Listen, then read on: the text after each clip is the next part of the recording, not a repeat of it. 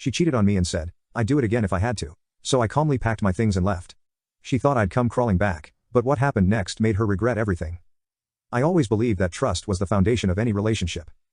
Without it, love is just a temporary illusion, something that feels real but crumbles the moment you look too closely. I learned this lesson the hard way. Her name was Olivia. She was everything I thought I wanted, beautiful, charming, and full of life. We had been together for almost 3 years, and I genuinely believed we were on the same page about our future. We talked about marriage, kids, and growing old together, at least, I thought we did. Then came that night, the night that shattered everything. It started with a gut feeling. Call it intuition, paranoia, or whatever you want, but something felt off. Olivia had been acting distant, always glued to her phone, smiling at messages she wouldn't let me see. She had started coming home late from work, showering as soon as she walked in, and avoiding eye contact whenever I asked about her day. I tried to ignore it. I told myself I was overthinking, but deep down, I knew. So I did what I never thought I would, I checked her phone. It was sitting on the nightstand while she was in the shower, unlocked. My heart was pounding so hard I could barely breathe, and then I saw it, message after message from some guy named Jake. Explicit texts, plans to meet up, last night was amazing, can't wait to see you again, you make me feel alive. My stomach twisted. My hands trembled, I felt sick.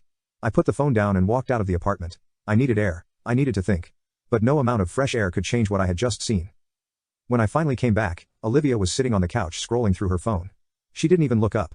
I stood in front of her, heart pounding, and said, "Who's Jake?" Her reaction was chilling. No guilt, no panic, just a sigh followed by a slow shake of her head. "Wow," she muttered, locking her phone. "I was hoping you wouldn't find out like this." Like this, I waited for an explanation, an apology, something.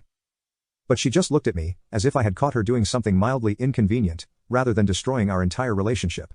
"You cheated on me," I said, my voice shaking. She rolled her eyes. "Yeah, I did." I felt like someone had punched me in the gut. "And that's all you have to say?" She let out an exasperated sigh. "Look, I love you, but I needed this. Things between us have been boring. Jake makes me feel excited again."